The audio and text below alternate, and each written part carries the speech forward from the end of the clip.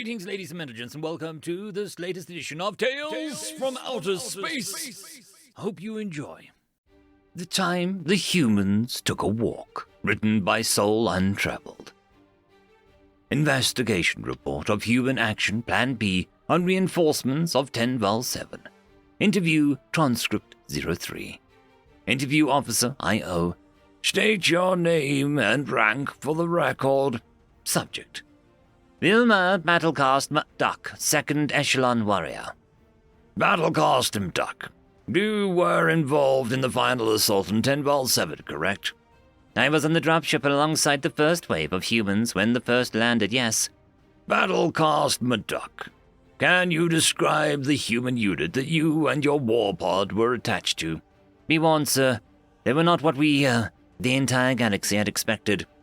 That is why I am here. Vilmar Battlecast Meduk knew warriors, and humans are no warriors. Meduk was no stranger to combat and the beings who waged it, and much like the rest of the galaxy's more war-focused sentients, they found humanity's offerings to the Confederation of Worlds to be underwhelming. He and his war pod of 64 strong, under the divine command of the 4th Echelon Battle Priest Deton Ak, had completed 4 combat operations with minimal casualties. Most of his pod brethren beside him had been there since they had hatched many cycles ago. They were a respectable people amongst the lower caste of Vilmar society, and viewed favorably by their betters for their unwavering service to the High Queen. Humans, however, well, they were squishy for one. Their small stature speaks of a weaker strength, and their lack of digitigrade limbs hint at a slower speed. They lack any sort of natural weapons, no claws or large teeth of any kind. How such a species had survived, let alone thrived, on a Deathworld was beyond him. In hindsight, that should have been the first clue.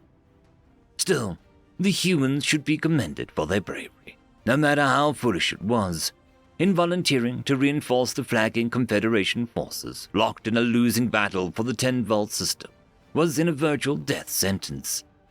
So the question was, what was the human doing here with the rock throwers and useless squishy bodies?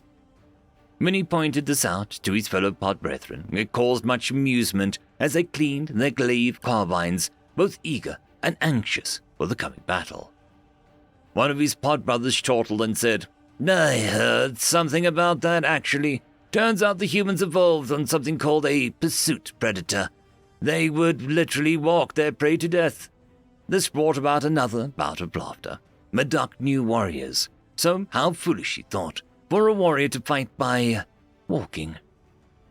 Who are we? A creature of dark angular metal snarled, perched atop a catwalk in a Confederate transport hangar bay, its voice warped and distorted, hellish and evil. Drop troopers! Drop troopers! Bayed back the demonic horde, their odd slug throwers thrust into the air in a ravenous celebration of what was to come.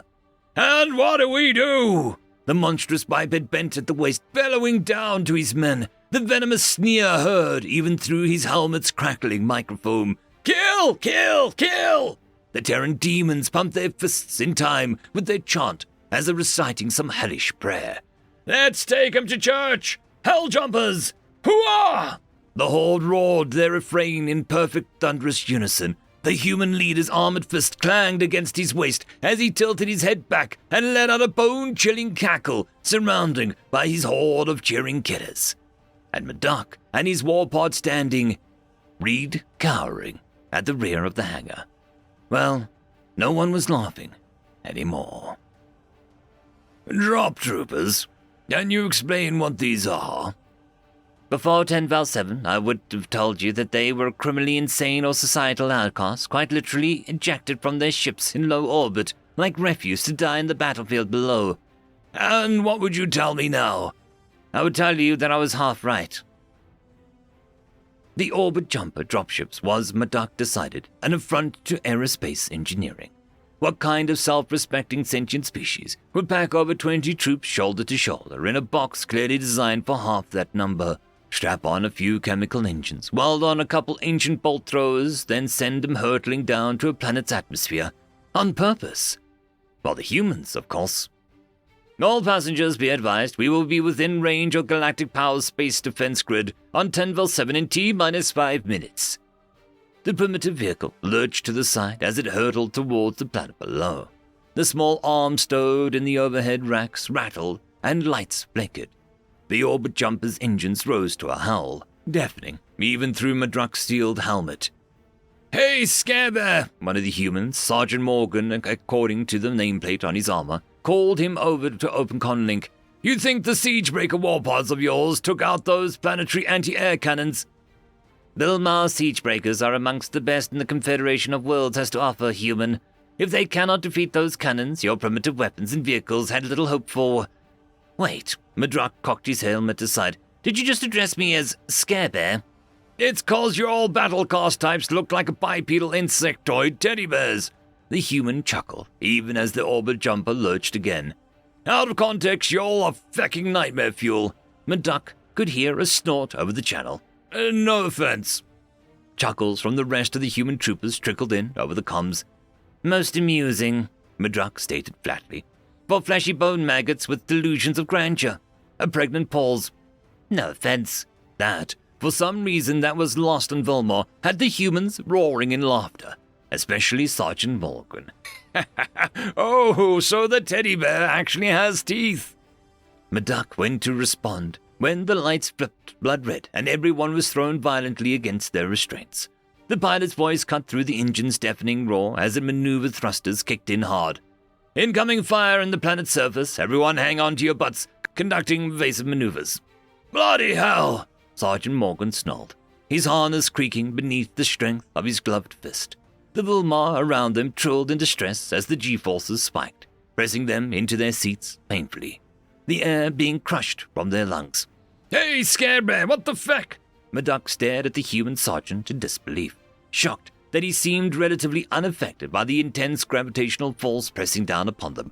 "I thought you said that your Siegebreaker warpods were the best. Those fecking guns aren't taken out at all." "We're going to die," one of the Vilmar battlecast managed to wail through its compressed lungs. Over the comms, the entire human squad let out a collective groan. "Oh, quit your whining, you pansy," Sergeant Morgan exclaimed, manipulating his helmet comlink. "Helljumper actual! Helljumper actional! This is Helljumper 7-1. Our transports are under heavy plasma flak from the planet's surface." "Helljumper 7-1, this is Helljumper actual. We're pretty fecking away.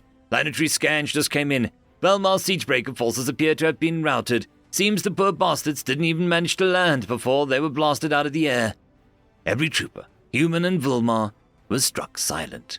Madruk closed his eyes and leaned his head back against his seat. 640 of the Vilmar monarchy's best, armed with some of the Confederates' most advanced stealth systems, and they couldn't even touch the ground. What chance did 64 Vilmar and 100 and something squishy humans in a flying box have? It was over. "Feck it!" came a gruff sigh from the Sergeant Morgan. Every being on the dropship looked over as the human keyed his comlink. "Hey, boss man, are you going to make the call or should I?" "Morgan, fine. Just shut up and have you and your people pull up their big boy pants." The voice on the other side sighed. "Execute Plan B." Something in the air about the human drop troopers shifted. A weight that seemed to scratch at the back of Madruk's neck, setting his flight or fight instincts alight. His fellow Vilmar leaned as far away from the human sitting beside them as their restraints would allow. A knees nipped at Madruk's ears and sharp and gleeful, as if the squishy human sitting beside them had suddenly been replaced by uncaged predators. "What was Plan B? Nothing in official documents provided to the Confederation of Worlds War Council detailed such an outline." "The plan was rejected by the Vilmar and other commanders involved in the initial planning phase. Too risky, a waste of resources and warriors.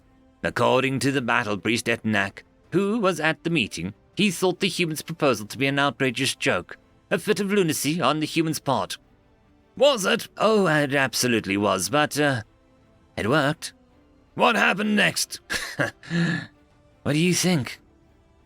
The Vilmar watched on the equal parts of confusion and trepidation as the humans unharnessed and stood up, their mag boots anchoring them to the floor under the orbital jumper's evasive maneuvers as they gathered their equipment in a practiced, methodical manner. Medak spotted Sergeant Morgan strapped firmly into an exoskeleton reinforced by plates of camouflage composite and what appeared to be retro thrusters. March over to the orbit jumper's ramp controls. "What do you think you're doing?" Morgan looked back and punched the ramp seal release. "Plan B." The ramp unsealed, and sucked groan quickly drowned out by the howling wind as orange stardust from the Tenville star system's thin atmosphere spilled into the troop compartment, buffeting the Vilmar clinging to the restraints.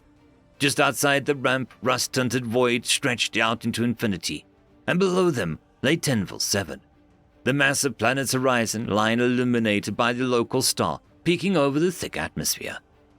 "We're 18,000 clicks above the planet's surface. What exactly do you expect to do from here?" Medak cried over the screaming wind when snarl of orbit jumpers injured. Off in the near distance, a ball of sickly green plasma violently burst into a massive cloud of death. Sergeant Morgan didn't even blink before he burst into laughter as the transport tumbled sideways to avoid the plasma flak. Tenville 7 spinning wildly outside the ramp behind him. The Vilmar groaned in pain as they were thrown around the seats and their bodies crushed beneath the intense high G-force maneuvers. Once they leveled out, Sergeant Morgan asked, "Scarebear, has no one told you exactly why we humans had never developed capital ships before?" Medak coughed, chest still heaving from the G-force pressure. No. In fact, no one else really knew either. Every time the humans' military representative would show up to a Confederation meeting, they would be either disregarded or, as more often is the case, laughed out of the room like an impudent child trying to join the adults as they talked. "You Vilmar, you have your fancy stealth barges. The Wallachs have their over-engineered, overcompensating battleships." Sergeant Morgan roared over the howling wind. "But we got our armored infantry. We got our orbit jumpers. We got our skybreaker railguns. We got our drop troopers. Hurrah!" barked Sergeant Morgan's men and women as they lined up in front of the door, bulky rifles in hand and bloodlust spilling out into the void. "You all may have mastered space combat centuries ago," Sergeant Morgan bade, his vicious grin audible even over the comms, "but ain't no one who knows exoplanetary warfare like we do." Bewildered, Medak asked, 640 of our best couldn't knock out those guns. What can just 100 of you hope to do?" "We do what we do best," Sergeant Morgan laughed, then turned to his troopers. "All right, ladies and gentlemen, go take a walk." After-action report of Human Action Plan B on reinforcements of Tenville 7. Total Confederation forces, 768. Vilmar forces, 640. Vilmar slain, 598. Vilmar wounded, 42. Human forces, 128. Humans slain, 2. Humans wounded, 34. Total galactic power forces, 15,000 estimated. GP troops slain, 3,531 estimate. GP troops captured, 898. Galran slain, 2,458 estimate. Galran captured, 1,226. Objectives: disable 4 flak batteries on Northern Hemisphere, 3 guns disabled, partial success. Disable 4 flak batteries on Southern Hemisphere, 2 guns disabled, partial success. Capture Complex Rhine, successful. Capture Complex Quelder, successful. Other actions taken: eliminated Galran War Marshal, eliminated Galran Lieutenant War Marshal, eliminated Galran System Secretary. Conclusion: numerical error, investigation initiated. After action report, addendum, investigation results. Numerical error rectified. Add 211 to the galactic power casualty numbers. Add capture of galactic power's Handelbrush combat hover platform blueprints to other actions taken. Additional notes: in future exoplanetary operations, recommended get out of the way and let the humans go for a walk. End of story. I would just quickly like to thank the T5 channel members and patrons: Caspar Arnholtz, Cam Maxwell, Barkey, It's Difficult to Pronounce, Lord Azrakul, and Arcadian.